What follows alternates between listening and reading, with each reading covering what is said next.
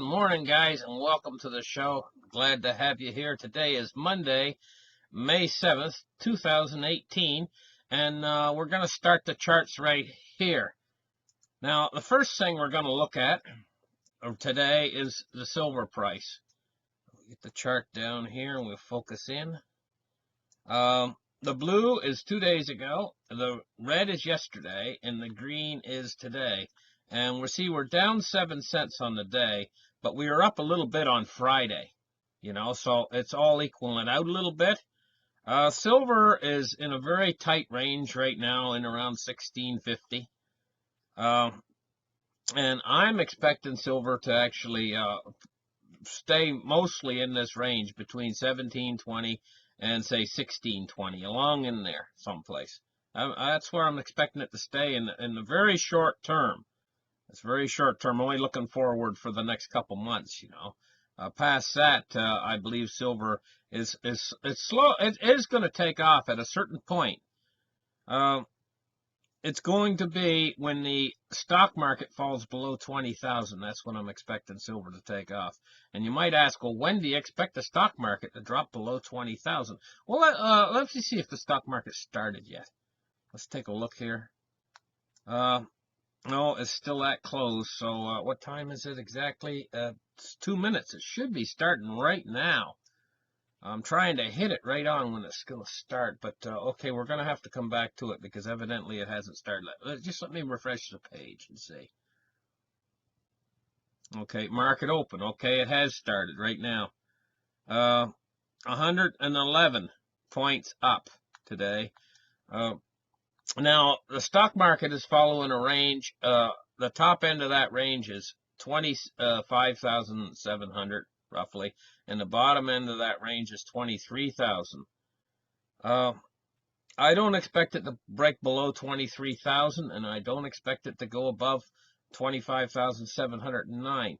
I expect that it's going to go between that range for the next little while until the bond market starts to make some moves. So now we're going to take a look at the bonds and rates right now. It's unchanged on most of the long bonds this morning.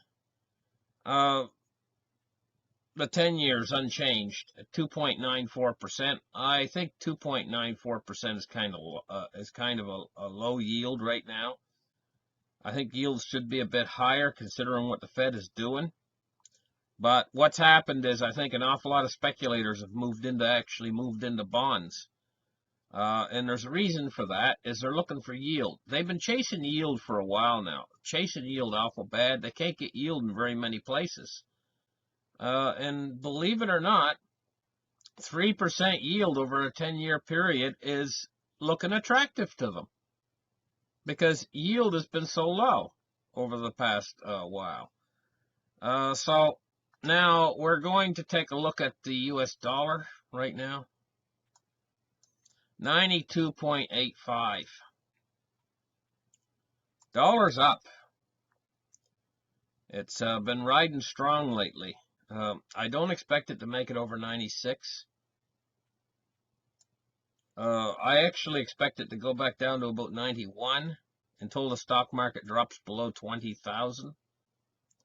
When the stock market drops below 20,000, well, I keep saying that 20,000, and I know I keep saying it, but when the stock market drops below 20,000, I expect the dollar to take off and go a little bit stronger.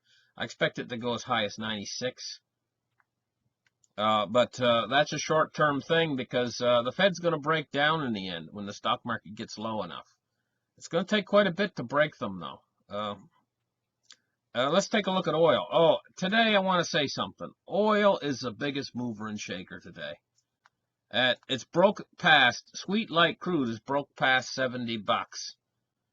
I expect that oil production will start to increase now. Now that sweet light crude's past $70, they're probably going to bring some more wells online. And this might create a little bit of an oversupply. See, oil is one of these things where a little bit more, if they produce a little bit more oil, then the tanks get full. and they have a little bit of an oil glut. They have a little bit too much oil to supply the world market. The world market uses exactly the same amount of oil each and every day, right? And if they supply just that amount, then oil levels stay the same. If they supply too much, then very quickly tanks fill up and stuff, and then there's an oversupply of oil and the price of oil comes down. If they supply too little, then very quickly it starts to run out and there's not enough to go around. And the level in the tanks start to drop. And it's very crucial, that amount that they use every single day. I think it's like 30 million barrels a day or something like that they use. I did know the numbers, but I forgot the numbers offhand. I mean, I could look it up, but it's exactly the same amount they use each and every day. And oil producers have to produce that exact amount of oil. The U.S. came in and became a major oil producer. And for a while there, they were producing oil hand over fist, and they were filling all the tanks up and everything. This is what brought the price down. And you know why the United States became a major oil producer? Money. They injected money into these wells that were not really all that profitable. But they injected money in when the oil price was really high. All these wells came online, drove the oil price all the way down to 29 bucks, you know? Absolutely amazing. But now the oil price has rebounded back. It's over 70 bucks. It's starting to get to be a little bit of a pricey oil. Simply put, you know, it's over double the price it was. And it's starting to get up there where shale oil producers now can actually start to make money again. And so there's an awful lot of oil in the Permian Basin that can be pumped out for these prices. And they will pump it. Okay, so now let's take a look at Bitcoin today. Bitcoin at Bitstamp is 92.96. She backed away from 10,000. She went up and I guess she touched the water. Let me see, 99.49. That's I guess what she went up to. Let me yeah, okay, yeah, 99.49 she made it to. She didn't bust through 10,000, and now she's fell back to 92.94. I think it's very possible very soon she's going to test that again at 10,000 mark. That's very possible. Anyway, don't count on that though. I'm just saying it's very possible it could happen. Don't go betting your life savings on Bitcoin, for crying out loud.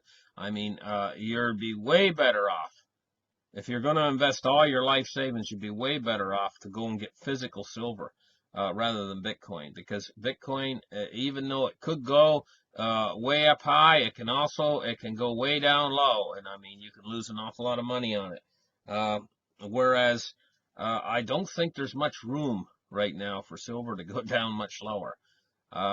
Maybe $1 or $2, but you're not going to lose an awful lot of money. I mean, let's face it, if you were to buy silver and say you're buying the Eagles for whatever, I don't know, what would it be? A couple bucks over spot. So spot right now is 16.50. Say you're playing $19 for Eagles.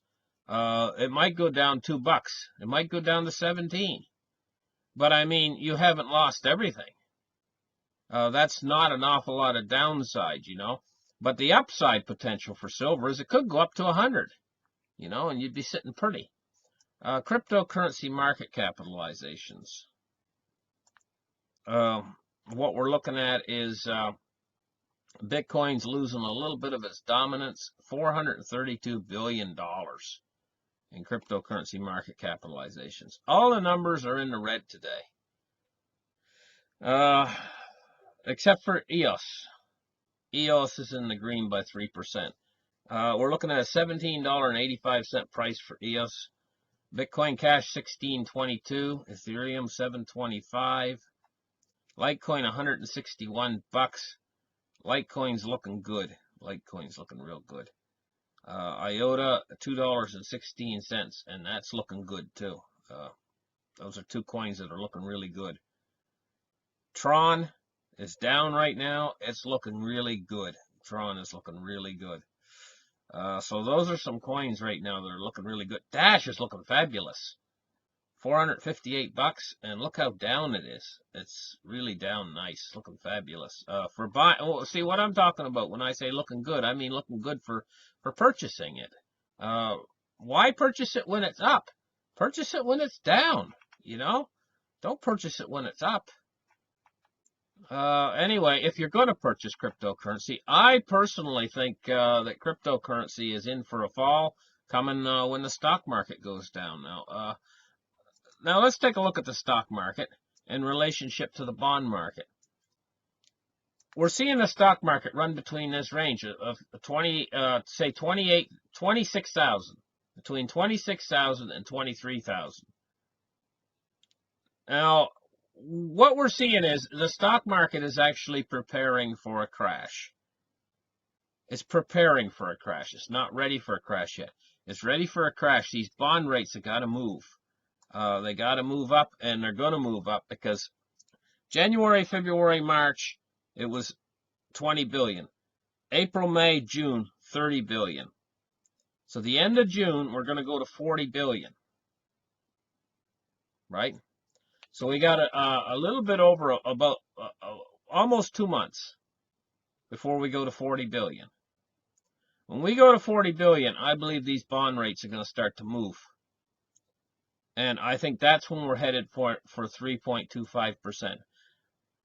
And we got to get over 3.25%. And then we're ready for the stock market to fall. And when she falls, she's going to fall awful fast. It's going to be a stunning thing when it finally falls, because then fear is going to enter into the market, and that makes it fall an awful lot faster. Because it's ready, it's primed, it's ready to fall. It's not really primed yet. We got a U.S. 10-year at 2.94%. It's still under 3%. And that's why the stock market is basically, it's holding up. But the stock market is ready. If you take a look at this stock market pattern, what you see is it's taken out an awful lot of these guys who buy the dip all the way up. Now, we're going to have to go back. If we're going to talk about this for a little bit, we're going to have to go back to the 5-year, and I'll show you, right? Okay, you see this lead up right here on the 5-year all the way up to this peak in the stock market? Well, what would happen is every time we go down to a dip like this right here, they would buy, and it would come back up higher. Now, this is a higher point. So here's the point where it would fall down to a dip, right? Then they would buy here on the dip, and then it would go up higher than it ever was before. And then what they'd do is then they'd wash and repeat. So they would buy on this dip, and then it would go up higher than before. And so then they'd buy on this dip right here, and then it would go up here higher than before. And they kept washing and repeating and doing that, and everybody was making lots and lots of money all the way up this mountain, all the way up until they hit 26,616, right? Back on let me see exactly, when was that? 26,616. It looks like 2018, 22nd of January. And then what happened is the effects of the bond market. So if we take a look at the bonds right now, they coincide. If you take a look at the U.S. 10-year, the fall in the stock market and the rise in the bonds. See this rise in the bonds right here? Let me focus in on it so you can see. We'll focus our chart in on it. This rise in bond rates right here was what caused the demise in the stock market. Now, the demise, I mean, it was right here. Okay, let's move the chart over. Grab it. I need a new mouse. I need a new mouse. This mouse is not grabbing stuff. Okay, there, it grabbed it. Okay, this lead up coincided with this lead up here, and you get a rising. If you get a rising bond yields, it'll bring the stock market down, and that's what brought the stock market down right here. This was the crash. It wasn't really a crash, but a very steep correction. It actually frightened the Federal Reserve a little bit. It shook them a little bit. They came in with monetary policy, and they drove it up from here, right here. They drove it up to peak right here with monetary policy. But then they went back to their old ways, And what they've been doing is there's been buyers into the bond market, and those buyers are going to dry up, and they're going to move it up to 40 billion in 2 months at the end of June. Then July, August, and September are going to be at 40 billion, and then 1st of October they're going to go to 50 billion. It's along in there where they're going to dry up liquidity sufficiently, where they're going to bring this market down with a crash. Then we go back to the maximum on this market. Let's see if this will bring this up. We're going to take a look at the maximum time on this. Okay. This is a massive peak we're in. This was the Trump rally. And look at the increase in volume. This was a massive Trump rally. Now, this is going all the way back. We're going to start the Trump rally. Let's move forward to where we can actually see the Trump rally because I'm too far back. Okay, here's your Trump rally was started right about here. Oh, let's focus in a little bit further. There's your Trump rally right there. Now going back, all of this part right here down to this bottom spot right here was quantitative easing. So quantitative easing actually started right about here. And what happened was it didn't have an effect initially for the first little bit. It took a little bit for it to kick in. And then that was quantitative easing 1. And then they ended quantitative easing 1 right here. And then they started the second version. And then they had, and each time they did it, like, it started to fall back down again, the market.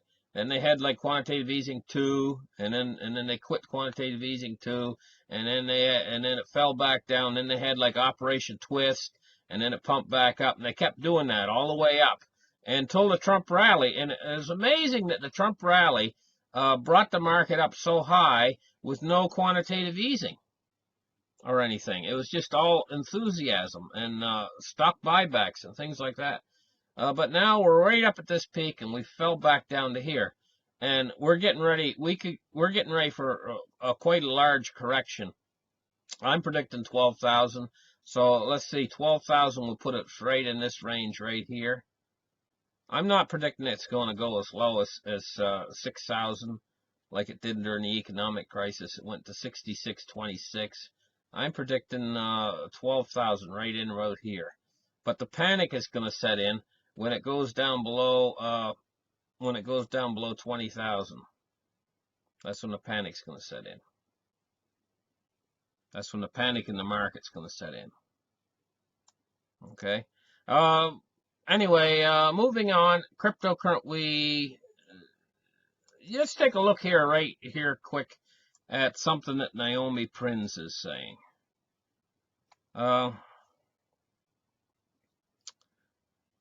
She says the debt is between 2.5 to 3 times global GDP, which is an historic high. Debt to GDP, though, through the developed world is higher than it has been, which continues to grow. Why? Because money continues to be conjured up and rendered cheap for the participants at the top of the financial system. The banks, the major corporations, the people who make money out of that. It hasn't washed down to the rest of the economy.